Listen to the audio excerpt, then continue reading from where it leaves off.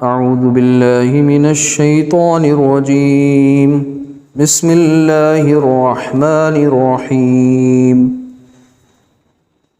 یا ایہا الانسان انکا کادح الى ربک کدحا فملاقیہ فأما من أوتي كتابه بيمينه فسوف يحاسب حسابا يسيرا وينقلب إلى أهله مسرورا وأما من أوتي كتابه وراء ظهره فسوف يدعو ثبورا ويصلى سعيرا إنه كان في أهله مسرورا إنه ظن أن لن يحور بلى إن ربه كان به بصيرا.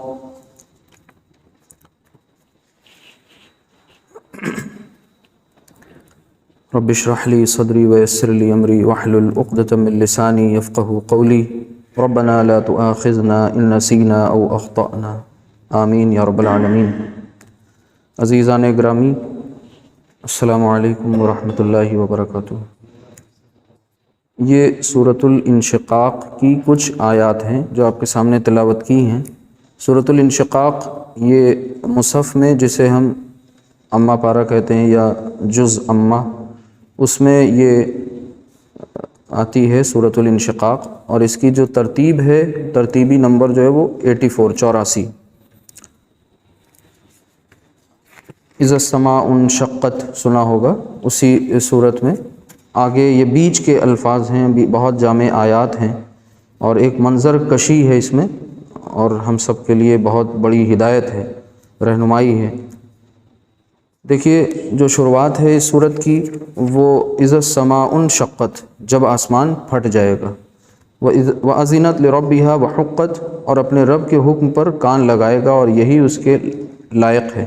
یعنی ایک طریقے سے یہ قیامت کا منظر، اس وقت کی ہولناکیاں، اور اس کے بعد جو پتے کی بات کہی جا رہی ہے کہ یا ایھا الانسان، یعنی اے انسان، انسان کو خطاب کیا جا رہا ہے کہ انک کادح الی ربک کدحا فملاقیہ، یعنی یقیناً تو اپنے رب سے ملنے تک یہ کوشش اور تمام کام اور محنتیں کر کے اس سے ملاقات کرنے والا ہے.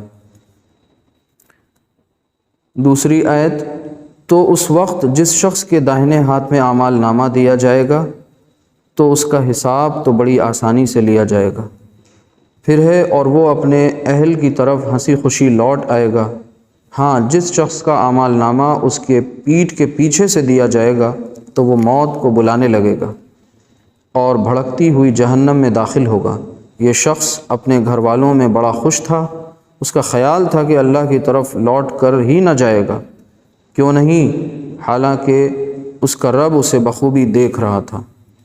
یہ آیات ہیں جو ہم نے تلاوت کی تھیں، اس کا یہ ترجمہ، رواں ترجمہ آپ کے سامنے آ گیا. اب ذرا غور کر لیں ان آیات کے ان کلمات پر. اللہ تعالیٰ انسان کو خطاب کر رہا ہے، یعنی بنی نوع انسان، بنی آدم، آدم کے بیٹے، آدم کے بیٹیاں، سب سے خطاب کیا جا رہا ہے اور انہیں ان کی حقیقت یاد دلائی جا رہی ہے کہ آخر وہ ہیں کیا.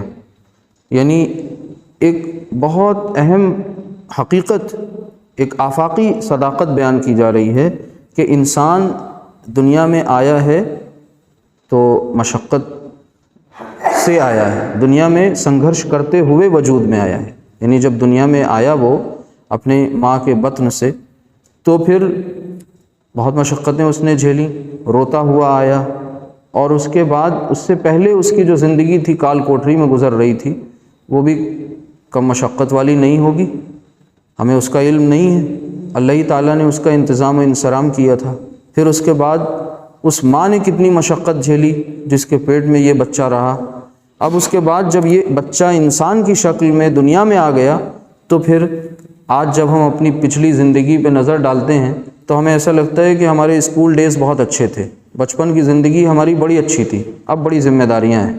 لیکن کوئی بچوں سے پوچھے کہ ان کے جو اسکول میں ابھی ابھی جن کا ایڈمیشن ہوا ہے وہ جاتے تو پلے اسکول میں ہیں، لیکن وہاں پر صبح ان کو ایسے وقت اٹھنا پڑتا ہے ایک سسٹم کے تحت، ایک ڈسپلن کے تحت، جب ان کا دل نہیں کر رہا ہوتا ہے، لیکن ماں باپ بچے کو جگا کر کے کسی طرح اسکول بھیج دیتے ہیں۔ پھر اس کے بعد وہ بھی مشقت، اور پھر یہ مختلف فیزز ہیں، یعنی مختلف مراحل ہیں جو زندگی میں آتے ہیں۔ نہ ایک کم سنی کا دور، طفلی یعنی بچہ جب ہے وہ ٹائم اس کا، اور پھر اس کے بعد دھیرے سے وہ تھوڑا اور بڑا ہوا، پھر اس کے بعد اور بڑا ہوا، پھر جوانی آ گئی، طالب علمی کا دور چل رہا ہے، اس کے اپنے مسائل ہیں، اور اس کے بعد پھر وہ کریئر کے مسائل ہیں، تجارت کے مسائل ہیں، پھر اس کے بعد شادی بیاہ کے مسائل ہیں، نکاح کا مسئلہ ہے، پھر اس کے بعد یہاں پر تشفی نہیں ہوتی، ایسا لگتا ہے کہ اب نکاح ہو جائے اور ایک سنگل سے منگل ہو جائیں، اور اب جو ہے حالات اچھے ہو جائیں گے، پھر فرصت مل جائے گی، بہت الجھنیں ابھی تھوڑا سا تب تک کہ سیٹلمنٹ ہو جائے گا معاشی معاملات کا بھی، اور پھر کیا کریں گے، پھر اللہ کو خوب یاد کریں گے، اور پھر جو ہے وقت بھی فارغ کر لیں گے، پھر اس کے بعد نہ جانے کیسے مشقتیں پھر آ جاتی ہیں، تکلیفیں آ جاتی ہیں، مصائب آ جاتے ہیں، اور پھر سنگھرش کی چکی میں پستے ہوئے، اور پھر اس کے بعد ایک ایسا وقت آتا ہے پھر قوا بھی کمزور ہو جاتی ہے، یعنی جو جوان تھا اب وہ جوانی ڈھلان پہ پہنچ گئی اور ہم اس گمان میں ہیں کہ ہم ترقی بہت کر رہے ہیں۔ کیوں؟ کیونکہ اب مال پہلے سے زیادہ آنے لگا، اب وسائل پہلے سے زیادہ ہو گئے، پہلے کسی پر ڈیپینڈ ہوا کرتے تھے معاشی طور پر اور جذباتی طور پر، اب جذباتی طور پر بھی معاشی طور پر بھی اب ڈیپینڈ نہیں رہے، سیلف ڈیپینڈ ہو گئے، خود پر جو ہے خود کام کرنے لگے، خود کمانے لگے، خود کھانے لگے، لیکن دھیرے دھیرے وہ یہ چکر چلتا رہ گیا سائیکل زندگی کا، اور اس میں کوئی وقفہ نہیں ہے۔ سب سے عجیب بات تو یہ ہے، پھر 40 کے بعد پھر ڈھلان شروع ہو گئی، اور کب ہم 55 کے ہوئے، اور کب جو ہے ہمارا یہ تو وہ فطری چکر ہے جو چل رہا ہے، جن کے اوپر یہ گزر رہا ہے، ورنہ موت ایک ایسی حقیقت ہے جو زندگی کے کسی بھی مرحلے میں آ سکتی ہے، کسی بھی فیز میں آ سکتی ہے، اور وہیں سے بلاوا آ جائے گا، اور وہیں پر فوراً لبیک کہتے ہوئے واپس جانا ہوگا۔ تو کہنے کا مطلب یہ ہے کہ اللہ سبحانہ وتعالیٰ نے فرمایا کہ اے انسان، تو مشقت میں ہی پیدا کیا گیا ہے، تو سنگھرش میں ہی پیدا کیا گیا ہے، اسٹرگل کرتے ہوئے دنیا میں آیا ہے، اور تجھے یہ ایسی بات نہیں ہے کہ بس یہ سنگھرش چند روزہ ہے، یہ مشقت چند دن کی ہے، بلکہ اس مشقت میں تو رہتے ہوئے تمام کوششیں اور تمام محنتیں کرتے ہوئے اور پھر آ کر کے ہم سے ملاقات کرے گا۔ یعنی ایسا نہیں ہوگا زندگی میں کہ ہم یہ سمجھیں کہ اللہ تعالیٰ ہماری اس جو زندگی کا جو یہ سائیکل چل رہا ہے اسے کسی دن اچانک سے بریک دے دیں، اور بریک دینے کے بعد ہمیں کچھ فرصت مل جائے اور ہم کچھ جو ہیں اپنی مرضی کے کام کر لیں، اور پھر اللہ تعالیٰ سے کہیں اللہ تعالیٰ ہمیں اتنے دن کی چھٹی دے دیجیے، اتنے دن ہمارا نامہ اعمال بلینک رہنے دیجیے، کچھ مت انٹری کرائیے، وقفہ دے دیجیے۔ یہ وقفہ نہیں ملنا ہے، اصل یہ بات یہاں سمجھائی جا رہی ہے کہ مشکلات، پریشانیاں، مصیبت، مصائب یہ سب چلتے رہیں گے، اسٹرگل ہر فیز کے اپنے اپنے اسٹرگل ہیں، وہ آپ کے ساتھ لگے رہیں گے، اور پھر اسی چکی میں پستے ہوئے آپ اپنے رب سے ملاقات بھی کریں گے، ہم سب اپنے رب سے ملاقات بھی کریں گے۔ یعنی کہنے کا مطلب یہ ہے کہ دنیا میں انسان ایک ترقی کے بعد دوسری ترقی، ایک فتح کے بعد دوسری فتح، ایک وکٹری کے بعد دوسری وکٹری، ایک کامیابی کے بعد دوسری کامیابی، یہ فتوحات کا سلسلہ چلتا رہتا ہے، اور انسان سمجھتا ہے ہم ترقی کر رہے ہیں، ہم اسٹیبل ہو گئے ہیں، ہم جو ہے اب پہلے سے زیادہ مضبوط ہو گئے ہیں، ہمیں بہت تقویت مل گئی ہے، معاشی اعتبار سے بھی، معاشرتی اعتبار سے بھی، ہر طرح سے ہم مضبوط ہوتے چلے جا رہے ہیں، یعنی فائنینشیلی بھی اور سوشلی بھی، جبکہ ہم مضبوط تو ہو رہے ہیں، لیکن اسی کے ساتھ ساتھ ہماری ذمہ داریاں، رسپانسبلٹیز، ہماری لائبلٹی پہلے سے زیادہ بڑھتی چلی جا رہی ہے، اور اب یہ ذمہ داریاں ہمیں ان سے فرصت نہیں ملے گی، اور انہی کشمکش کے دنوں میں، انہی مشقت کے دنوں میں کسی دن اچانک پروانہ آئے گا، بلاوا آئے گا، اور وہاں سے ایسی کال آئے گی جس کال کو پھر آپ ڈس آنر نہیں کر سکتے، جس کال کو آپ ریجیکٹ نہیں کر سکتے۔ فون بہت سے آتے ہیں دن میں، ہم کچھ اٹینڈ کرتے ہیں اور کچھ ریجیکٹ کر دیتے ہیں، ٹھیک ہے۔ بہت سی جگہوں پر سے ہمیں مدعو کیا جاتا ہے، ہم جاتے ہیں، نہیں بھی جاتے ہیں، لیکن یہ ایک ایسی کال ہوگی جو پھر دوبارہ نہیں آئے گی، ایک بار آئے گی اور وہی فائنل کال ہوگی، اور پھر اس کو ہمیں لبیک کہنا ہوگا اور اس رب کی طرف رجوع کرنا ہوگا جس کی ملاقات کی فکر ہمیں دامنگیر نہیں تھی۔ حقیقتاً ایسا ہی کچھ ہے، یعنی اگر اس کی ملاقات کی فکر ہوتی تو پھر ہمارے شب و روز کچھ اور ہوتے، ہمارا دن بھر کا جو اسکیڈیول ہوتا، دن بھر کی روزمرہ کی زندگی کی جو ہماری ایک ٹائم ٹیبل ہوتا وہ کچھ اور ہوتا، ہماری ترجیحات، پراتھمکتائیں، ہماری پرائرٹیز کچھ اور ہوتی کہ ہمیں مطلوب کیا شے ہے، پہلے نمبر پہ کیا ہے، کیا ہم نے اپنی زندگی کا ایسا کوئی ترجیحات طے کری ہیں؟ تو ہم سب کو انہی مشقت میں رہتے ہوئے اللہ سبحانہ وتعالیٰ سے، اپنے رب سے ملاقات بھی کرنی ہے۔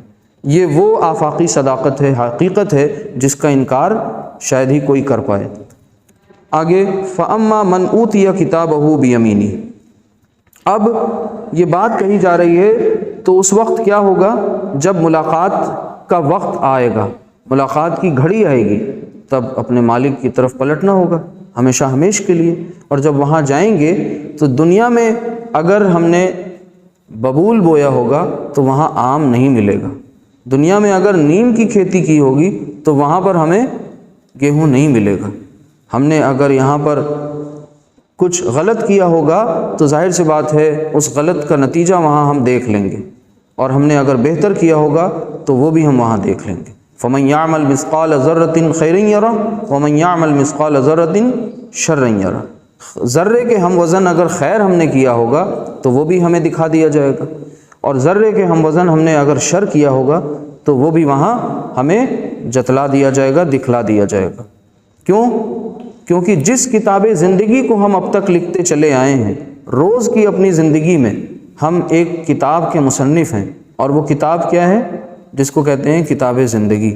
روز اس پر ہم ایک صفحہ، ایک ورق لکھ رہے ہیں، اور ابھی ہمیں اختیار ہے کہ ہم اس میں سے کچھ گھٹا دیں یا بڑھا دیں، یعنی اپنے اعمال کے ذریعے لکھ رہے ہیں، اپنے دن رات کے معمولات کے ذریعے ہم اس میں کچھ چیزیں لکھ رہے ہیں، ہم اپنی چوائسز کے ذریعے کچھ چیزیں اس میں لکھ رہے ہیں۔ ابھی ہمیں اختیار ہے، جب تک ہماری آنکھ نہیں بند ہوتی ہے تب تک ہم اس میں سے جو چاہیں گھٹائیں اور جو چاہیں بڑھائیں۔ جیسے ہی آنکھ بند ہو جائے گی وہ کتاب بھی بند ہو جائے گی، اور پھر واپس سے اس کتاب کی طرف ہم رجوع نہیں کر سکتے۔ اصل تو یہی کتاب زندگی ہے جس کے بارے میں ہمیں بہت فکر مند ہونا چاہیے۔ تو اصل آگے وہی اس کتاب زندگی کو پھر اعمال نامے کے شکل میں ہمیں دیا جائے گا۔ تو اس کتاب زندگی کے بارے میں وہاں ہم سے کیا کہا جائے گا کہ اقرأ کتابک کفا بنفسک الیوم علیک حسیبا، کہ پڑھ تو اپنی کتاب، پڑھ تو اپنا اعمال نامہ، اپنا رپورٹ کارڈ جو تم نے خود اپنے ہاتھوں سے تیار کیا ہے، اور آج تو اپنا حساب کرنے کے لیے خود کافی ہے۔ دنیا میں جن چیزوں کو تو اپنا ذاتی سمجھ رہا تھا، دنیا میں جن چیزوں کو تو نے اپنی ملکیت سمجھ رکھی تھی، حقیقتاً وہ تمہاری اپنی ملکیت کبھی رہی نہیں، وہ تو تمہیں ایک وقت مقررہ تک کے لیے، ایک مدت تک کے لیے تمہیں ایک امانت کے طور پہ تمہارے پاس دی گئی تھیں، محفوظ کی گئی تھیں۔ تمہاری ذمہ داری تھی کہ اس میں سے ان چیزوں کو جو تمہاری اپنی نہیں تھیں انہیں دوسروں تک منتقل کرنا تھا، یعنی دوسروں کو ان کا حق دینا تھا۔ کیا کیا دیا اللہ تعالیٰ نے؟ اب ان نعمتوں کو ذرا یاد کریے جو ہمارے ساتھ ہیں۔ یہ زندگی، یہ سانسیں، یہ اللہ کی نعمت ہے نہیں ہے؟ یہ ہمارے اللہ تعالیٰ نے جو کچھ بھی دیا، یعنی دیکھنے کی، سننے کی، سمجھنے کی جو صلاحیت دی، یہ سب کی سب اللہ تعالیٰ نے ہمیں ایک امانت کے طور پر دی ہے۔ کیوں؟ کیونکہ ان سے ہمیں وہ کام لینا ہے جو ہمارا خالق چاہتا ہے۔ اگر ہم نے وہ کام نہیں لیا جو ہمارا خالق چاہتا ہے، اس کی مرضی اور منشا کے مطابق ہم نے ان امانتوں کا استعمال نہیں کیا، تو امانت میں خیانت کی کہ نہیں کی؟ یہ دیانتداری تو نہیں ہوئی، یہ تو خیانت ہو گئی۔ اسی طریقے سے اللہ نے مال و متاع دیا، اسباب دیے، وسائل دیے، اولاد دی، یہ سب کی سب چیزیں جو ہیں اللہ سبحانہ وتعالیٰ کی طرف سے ہمارے پاس ہیں، اور اس کی خاص عطا ہیں، اس کی خاص نعمت ہیں، اس کی خاص بلیسنگز ہیں۔ اور اگر ہم نے ان نعمتوں کا انکار کیا، اب انکار کیسے ہوگا؟ انکار ہوگا ان نعمتوں کا صحیح استعمال نہ کرنے کی وجہ سے، یعنی نعمتوں کا صحیح استعمال شکر ہے، نعمتوں کا غلط استعمال ناشکری ہے۔ تو نعمتوں کا صحیح استعمال کریں گے تو اللہ تعالیٰ نعمتوں میں اضافہ کریں گے، وہی شکر ہوگا، اور نعمتوں کا غلط استعمال کریں گے تو یہ ناشکری ہو جائے گی۔ اللہ تعالیٰ کا ایک اصول ہے، بیان کر رہا ہے خدا اللہ سبحانہ وتعالیٰ نے قرآن کریم میں کہ لئن شکرتم لازیدنکم ولئن کفرتم ان عذابی لشدید، یعنی وہ حقیقت کہ جو میں مشقت میں پیدا کیا گیا، اس کے بعد جو دنیا میں مسائل ہمارے سامنے آ رہے ہیں وہ دراصل اس لیے آ رہے ہیں کیونکہ ہم نے شکر میں کنجوسی کری، ہم بخیل ہو گئے، ہم نے ناشکری کری۔ اور وہ شکر کس بات کا ہے؟ وہ شکر یہ ہے کہ جو نعمتیں اللہ نے دیں ان کا ہم نے صحیح استعمال نہیں کیا، تو یہ ناشکری ہو گئی۔ جب ناشکری کر دی تو اللہ تعالیٰ کیا کرے گا؟ ہم سے نعمتیں چھین لے گا۔ یہ وہ اصول ہیں، اور چھین ہی نہیں لے گا، ان عذابی لشدید، کہ یقیناً یاد رکھو میرا عذاب جو ہے وہ بہت سخت ہے۔ تو اللہ سبحانہ وتعالیٰ کی طرف سے اس وعید کو ہم سمجھیں، غور کریں، تب تو ہم اللہ کی ان دی ہوئی ان آنکھوں کو نعمت سمجھتے ہوئے، عنایت سمجھتے ہوئے ان سے صحیح کام لیں گے، ورنہ ان آنکھوں سے بد نظری ہوگی، ورنہ ان آنکھوں سے ہم غلط کام کریں گے، وہ کام کریں گے جن کاموں کو اللہ سبحانہ وتعالیٰ نے ہم سے منع کیا ہے۔ اللہ سبحانہ وتعالیٰ کا فرمان ہے قُلْ لِلْمُؤْمِنِينَ يَغُضُّوا مِنْ أَبْصَارِهِمْ وَيَحْفَظُوا فُرُوجَهُمْ، یعنی مومنین سے یہ کہہ دو کہ وہ اپنی نگاہوں کو نیچی رکھیں، اپنی شرمگاہوں کی حفاظت کریں۔ اب اگر ہم نے نگاہیں نیچی رکھیں، غلط جگہ نہیں ڈالیں، تو یہ نعمت پر شکر ہے۔ شکر صرف یہ نہیں ہے کہ زبان سے شکر شکر شکر کرتے چلے جا رہے ہیں، اصل میں تو یہ ایک عمل ہوتا ہے قولی اور ایک عمل ہے عملی۔ مثال کے طور پر ہم درود پڑھتے ہیں، نبی کریم صلی اللہ علیہ وسلم پر درود بھیجتے ہیں، ایک ہے وہ قولی درود جو ہم زبان کو ہلا کر کے لپ سروس کے ذریعے بھیجتے ہیں، ایک ہے وہ عملی درود جو ہم اپنے عمل کے ذریعے بھیجتے ہیں۔ اور وہ عمل کیا ہے؟ یعنی اللہ کے نبی صلی اللہ علیہ وسلم نے جو ہمیں زندگی گزارنے کا طریقہ بتایا، جو سلیقہ بتایا، اس کے مطابق ہم جب کام کرنے لگتے ہیں، گویا کہ ہم اپنے نبی صلی اللہ علیہ وسلم کی صحیح نمائندگی کر رہے ہوتے ہیں، تو ایسے میں ہم عملی درود پڑھ رہے ہیں۔ نبی صلی اللہ علیہ وسلم کی ایک ذات ایسی تھی جسے رحمت للعالمین کے نام سے جانا جاتا ہے، سراپا رحمت۔ اگر ہم رحمت کے برعکس زحمت بن گئے تو ہم نے کیا کیا؟ ہم نے اصول کی خلاف ورزی کر دی، بھلے ہم جو ہیں کتنا بھی درود پڑھ لیں۔ پھر تو اس بات کو سمجھنے کی ضرورت ہے کہ ایک ایک آیت، ایک ایک لفظ، ایک ایک کلمہ ہماری عملی زندگی کو درست کرنے والا ہو جائے۔ زبانی کلامی تو بہت چیزیں ہو رہی ہیں، لیکن زبانی کلامی چیزیں اللہ سبحانہ وتعالیٰ کو نہیں چاہیے جب تک کہ وہ عمل سے مستعار نہ ہو۔ عمل سے زندگی بنتی ہے، جنت بھی جہنم بھی، تو عمل ہمارے درست ہوں گے، اور وہ عمل کون؟ اعمال صالحہ۔ تو یہ جو پورا سینیریو ہے، پورا سین ہے کہ اللہ تعالیٰ کہہ رہے ہیں ہم نے تمہیں مشقت میں پیدا کیا، اور مشقت میں ہی اس چکی میں پستے ہوئے تم ہم سے ملو گے آ کر۔ یہ مت سوچنا کہ ایک دن کی تمہیں چھٹی دیں گے، تمہیں ایک ہالیڈے پیکج دیں گے اور پھر تم وہاں چلے جاؤ گے، اور پھر اس کے بعد اتنے دن کے لیے تم تھوڑا سا فری ہو جاؤ گے، آزاد ہو جاؤ گے اور جھنجھٹوں سے نکل آؤ گے۔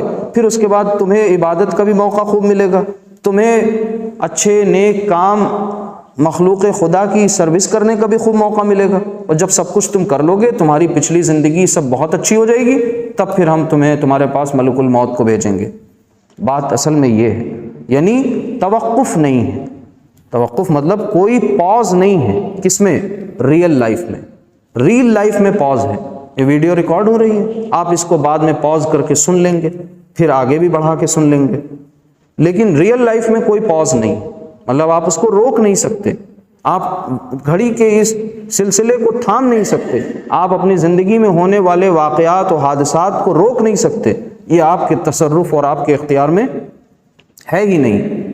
تو اب نتیجہ کیا نکلا کہ جس گھڑی میں ہم جی رہے ہیں، اصل میں غنیمت تو یہی ہے، اور یہی ابھی اسی وقت ہمیں اللہ سبحانہ وتعالیٰ کی طرف رجوع کرنا چاہیے، کیونکہ پھر فرصت کے لمحات دوبارہ میسر نہیں آتے۔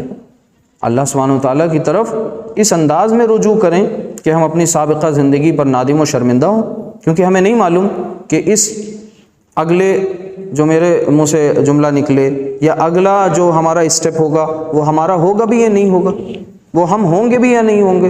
جب اس لیول پر ہم آ کر کے چیزوں کو سمجھیں گے تب ہم اب ایک ایک لمحے کو، ایک ایک سیکنڈ کو اپنی زندگی کی غنیمت جانیں گے، اور پھر اس میں ہم اپنی کتاب زندگی میں سب مثبت چیزیں لکھ رہے ہوں گے، منفی چیزوں سے پرہیز کر رہے ہوں گے یعنی سب کی سب پازیٹیو ہوں گی اور نیگیٹو سے بچتے چلے جائیں گے، اور سب کی سب ایسی ہوں گی جو خود ہمارے لیے بھی اور خود دوسروں کے لیے بھی مفید اور فائدہ مند ہوں گی، اور دوسروں کے لیے بھی فائدہ مند ہوں گی۔ کب؟ جب ہم اپنے اس لیول پر آ کر کے اپنی زندگی کے بارے میں ایسا کچھ فیصلہ کر لیں کہ جو گھڑی ہے اسی کو ہمیں غنیمت جاننا ہے، کیونکہ ہم اس کو روک نہیں سکتے، اور ابھی اسی وقت ہمیں بہتر عمل کرنا ہوگا، یہ ہم اس میں ٹھہراؤ نہیں لا سکتے، اس کو روک نہیں سکتے۔ آگے فرمایا فملاقی، اور پھر تم اسی سلسلے میں رہتے ہوئے آ کر کے ہم سے ملاقات کرو گے، جس ملاقات کے بارے میں اکثر تم غافل ہوتے ہو۔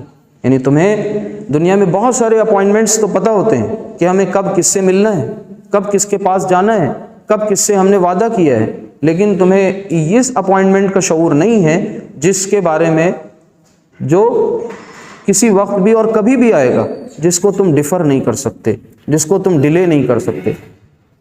آگے فرمایا فَأَمَّا مَنْ أُوتِيَ كِتَابَهُ بِيَمِينِهِ۔ اب اس پورے سلسلے کے بعد یہ تصور کیجئے کہ ہماری ملاقات ہو رہی ہے، کہاں؟ کس سے ملاقات ہو رہی ہے؟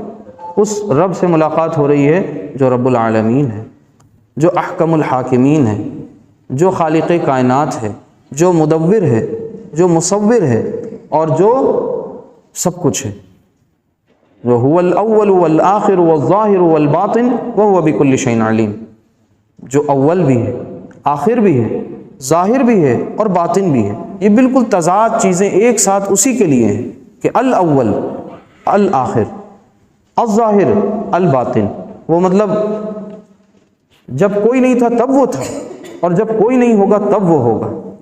کیسے؟ ہر ایک چیز کو فنا ہے، صرف اسے بقا ہے۔ ہر ایک چیز فنا ہونے والی ہے اور بقا صرف اس کو ہے۔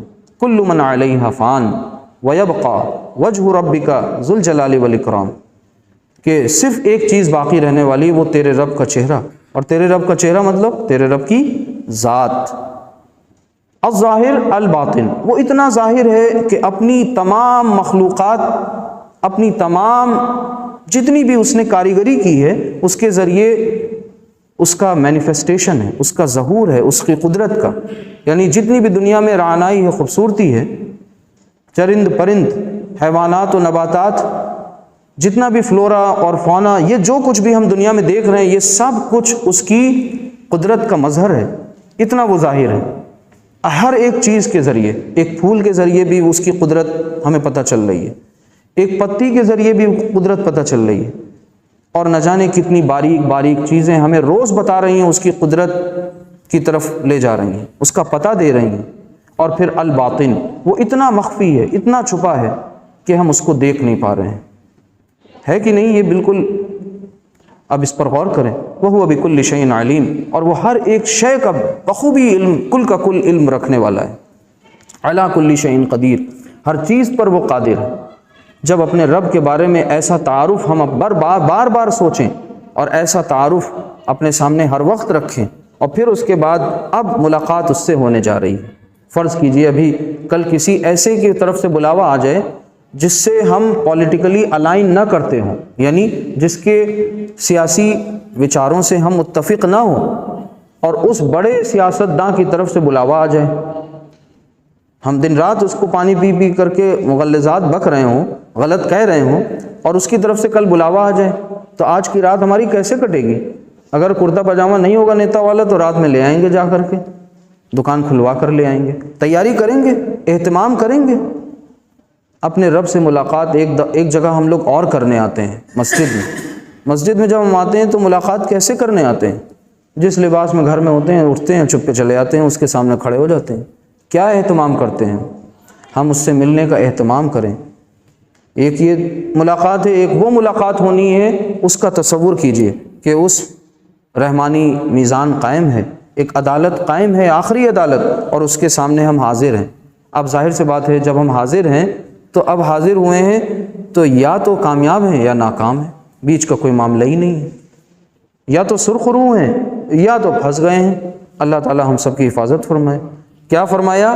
اور وہ جسے دیا گیا یا دیا جائے گا اس کا اعمال نامہ اس کے داہنے ہاتھ میں، اس کی کتاب اس کے داہنے ہاتھ میں۔ دیکھیے کتابہو کہا گیا ہے، یعنی اس کی کتاب، اور وہاں بھی کیا کہا گیا تھا؟ اقرا کتابک، یعنی پڑھ اپنی کتاب۔ اب یہ کتاب کیا ہے؟ یہی ہے کتاب زندگی، جو نامہ اعمال کی شکل میں، رپورٹ کارڈ کی شکل میں ہمارے سامنے پیش کر دی جائے گی۔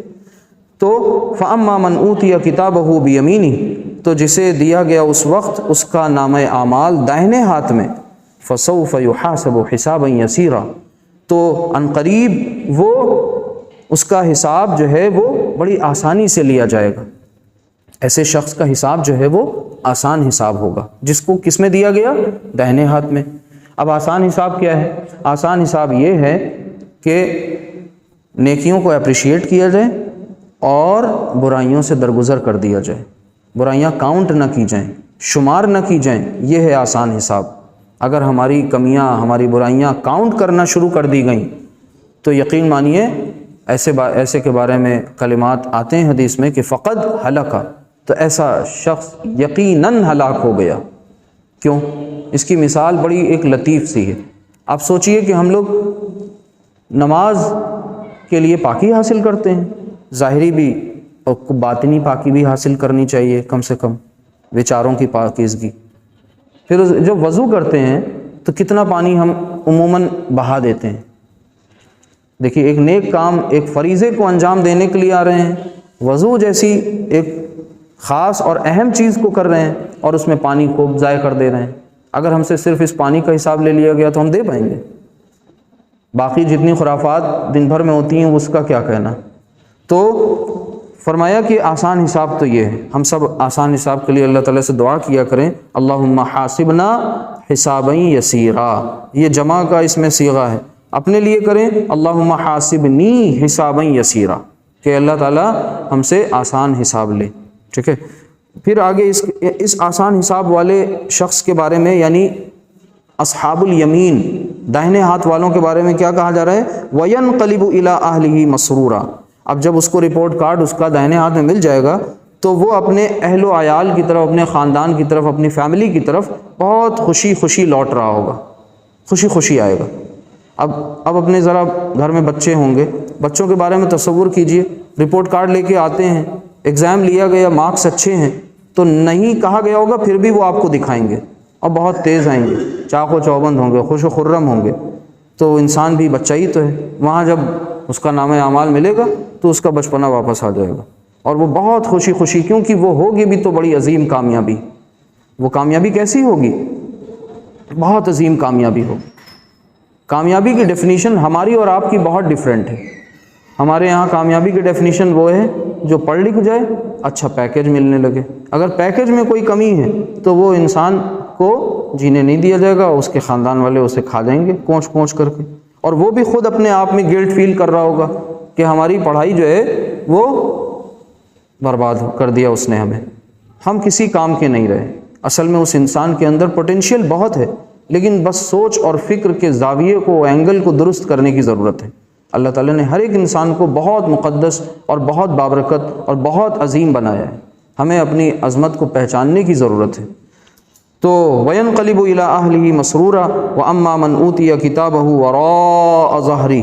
اب اس شخص کے بارے میں سنیے جو جسے دیا جائے گا اس کا اعمال نامہ، اس کی کتاب، اس کے پیٹھ کے پیچھے سے۔ کس کے پیچھے سے؟ پیٹھ کے پیچھے سے۔ اب پیٹھ کے پیچھے سے کیسے دیا جائے گا؟ مان لیجئے بچوں کو آپ رزلٹ ڈسٹریبیوٹ کر رہے ہیں، مارکس ان کے خراب آئے ہیں، تو جو بچے ناکام ہوتے ہیں وہ بچتے ہیں کہ پہلے تو سامنا نہ ہو، ادھر ادھر چھپے رہتے ہیں، پھر اس کے بعد وہ کیا کرتے ہیں؟ اپنے ہاتھ پیچھے کر لیتے ہیں۔ جب ہاتھ پیچھے کر لیں گے تو ٹیچر بہت پیار سے تھوڑی نا اس کا ہاتھ آگے کر کے وہ نامہ عمل دے گی، اسی ہاتھ میں ایسے تھما دیا جائے گا۔ اللہ تعالیٰ ہم سب کی حفاظت کرے۔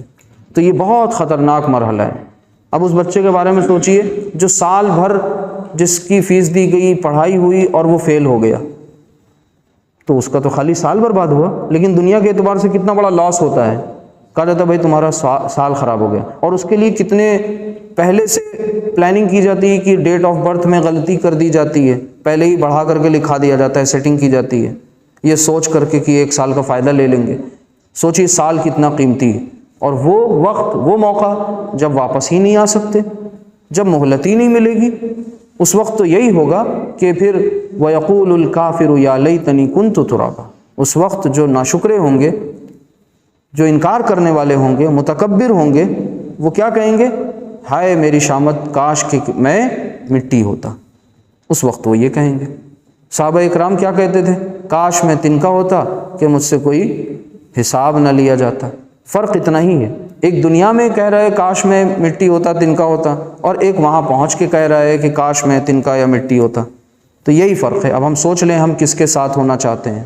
آگے وَأَمَّا مَنْ أُوتِيَ كِتَابَهُ وَرَاءَ ظَهْرِهِ، تو جسے پیٹھ کے پیچھے سے حساب نامہ اعمال دیا جائے گا، فَسَوْفَ يَدْعُو ثُبُورًا، تو ایسا شخص عنقریب پکارے گا، ہائے ہلاکت کو پکارے گا۔ کس کو پکارے گا؟ موت کو پکارے گا۔ یعنی وہ چاہے گا کہ اب آگے کچھ اور دیکھنا نہ پڑے۔ ابھی تو ٹیچر کے سامنے ہوا ہے، اب کہیں پرنسپل و مینیجر کے سامنے نہ حاضری دینی پڑ جائے۔ تو اس تصور کو سامنے رکھیے اور اس ناکامی کو سامنے رکھیے، اور پھر اس ناکامی کے بارے میں سوچئے۔ اس ناکامی کی تلافی ہے، اس ناکامی کی تلافی نہیں ہے۔ اس ناکامی کی بھرپائی ہے، اس ناکامی کی بھرپائی نہیں ہے۔ بہت سے ایسے ہیں جو فیلیئرز ہیں، ریپیٹرز ہیں، انہوں نے بڑے بڑے امتحانات کوالیفائی کیے اور بڑے بڑے کامیابی کے جھنڈے گاڑے، لیکن وہاں جا کر کے پھر واپس اللہ تعالیٰ دوبارہ مہلت نہیں دے گا، بھیجے گا نہیں۔ وَيَصْلَىٰ سَعِيرًا، اور بھڑکتی ہوئی جہنم میں داخل ہوگا۔ کون؟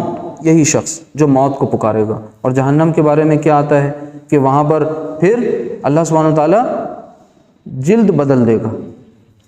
جو عذاب ہوگا تو وہاں پر جلدوں کو بدل دے گا۔ سائنس کہہ چکی ہے کہ جو فیلنگ سینسیشن ہوتا ہے وہ کس میں ہوتا ہے؟ اسکن میں ہوتا ہے۔ تو وہاں اسکن بدلتی جائیں گی، عذاب پہ عذاب ہوتا جائے گا۔ تو اللہ تعالیٰ ہم سب کی حفاظت فرمائے۔ اِنَّهُ كَانَ فِي أَهْلِهِ مَسْرُورًا، اب دیکھیے اوپر اس آیت کو یاد کریے، وَيَنْقَلِبُ إِلَىٰ أَهْلِهِ مَسْرُورًا، کہ وہ جو کامیاب ہونے والا ہے وہ اس وقت اپنی فیملی کے پاس دوڑے گا کامیابی کا پروانہ لے کر کے، اور یہ شخص کون؟ ناکام ہونے والا، اس کے بارے میں اللہ تعالیٰ تنزیہ جملہ استعمال کرتے ہیں، کہتے ہیں اِنَّهُ كَانَ فِي أَهْلِهِ مَسْرُورًا، یقیناً وہ بھی تو تھا اپنی فیملی کے ساتھ بہت خوش و خرم۔ کہاں تھا؟ دنیا میں تھا۔ دنیا میں یہ شخص جو وہاں ناکام ہو رہا ہے وہ دنیا میں بہت خوش تھا اپنی فیملی کے ساتھ۔ کل ہم لوگوں نے پڑھا تھا نا، انما الاموال، کیا پڑھا تھا؟ کہ مال اور اولاد جو ہیں وہ فتنہ ہے، آزمائش ہے۔ تو یہی بات یہاں یاد رکھیے کہ ہم اپنے اہل و عیال کو، ہمارا جو خاندان ہے، فیملی کے لوگ ہیں، وہ ہمارے لیے آزمائش ہے، چاہے وہ ہماری بیویاں ہوں، چاہے وہ ہمارے بچے ہوں۔ تو انہی کے ذریعے ہم اپنی زندگی جنت بھی حاصل کر سکتے ہیں اور پھر اللہ تعالیٰ ناکام بھی کر سکتا ہے۔ اِنَّهُ ظَنَّ أَن لَّن يَحُورَ، اور ایسے شخص کا خیال یہ تھا کہ اسے واپس پلٹ کر، یعنی اسے جو ہے لوٹ کر جانا ہی نہیں ہے اللہ تعالیٰ کے پاس، اس کا یہ خیال تھا۔ بلا، کیوں نہیں، اِنَّ رَبَّهُ كَانَ بِهِ بَصِيرًا، حالانکہ اس کا رب یہ ساری اس کی جو عیاریاں تھیں، مکاریاں تھیں، اسے بخوبی دیکھ رہا تھا، لیکن پکڑ کیوں نہیں رہا تھا؟ سوال پیدا ہوتا ہے کہ رب جب دیکھ رہا تھا تو پکڑ کیوں نہیں رہا تھا؟ تو اس آیت کو یاد کریے، سورۃ الدہر کی، جو اس دن پڑھی تھی، جس میں یہ کہا گیا تھا کہ اما شاکرا و اما کفورا۔ تو یہ ساری چیزیں ایسے آپس میں کنیکٹ کر کے پڑھیں گے تو سمجھ میں آ جائے گا کہ اللہ تعالیٰ پکڑ اس لیے نہیں رہا ہے کیونکہ ڈھیل اس نے دی ہوئی۔ امتحان کے ہال میں ہماری مرضی ہے، ہم کچھ بھی کریں، ٹھیک ہے، دن کو رات کہیں، رات کو دن کہیں، آزادی دے دی اللہ تعالیٰ نے۔ جب ابلیس کو آزادی دے دی تا قیام قیامت شیطنت برپا کرنے کی، تو پھر ہمیں بھی آزادی ہے کہ ہم بھی جو کچھ چاہیں کریں، لیکن اس کے بعد پھر پکڑ بڑی زبردست ہے۔ ابلیس تو سمجھ چکا ہے کہ وہ پکڑا جا چکا ہے، لیکن وہ اکیلے نہیں جانا چاہتا ہے۔ یاد کریے اپنی اسکول ڈیز کو، جو بدماش بچہ کلاس کا ہوتا ہے تو وہ کیا کرتا ہے؟ اب تو ہم گئے ہیں تو 2-4 کو اور لے کے چلیں، تو چاہے نام آپ کا ہو بھی نہ تب بھی وہ جاتا ہے، تو جب پیشی ہوتی ہے مینیجر پرنسپل کے سامنے تو 2-4 کے اور نام لے لیتا ہے، تو کہتا ہے ہم اکیلے کیوں جھیلیں یہ بدنامی اور رسوائی۔ تو وہ سب کھلا دشمن ہے ہمارا۔ اللہ تعالیٰ ہم سب کو عمل کی توفیق عطا فرمائے اور ہم سب کو نیک بخت بنائے ہم سب کو اپنی زندگی کو کارآمد بنانے والا بنا دے، ہم سب کو اپنی زندگی کو بھی مفید اور دوسروں کی زندگیوں کو بھی مفید بنانے والا بنا دے، ہم سب سراپا رحمت بنے اور بلا تفریق رنگ، نسل، ذات پات اور مذہب ہر ایک شخص کے ساتھ بہترین سلوک کرنے والا بنا دے، کیونکہ یہ سب اللہ کی مخلوق ہیں اور مخلوق خدا کے ساتھ حسن سلوک کرنا یہ ہمارا اولین فریضہ ہے۔ اللہ تعالیٰ ہم سب کو عمل کی توفیق عطا فرمائے۔ سبحانک اللہم و بحمدک، اشہد ان لا الہ الا انت، استغفرک و اتوب الیک۔ السلام علیکم ورحمۃ اللہ وبرکاتہ۔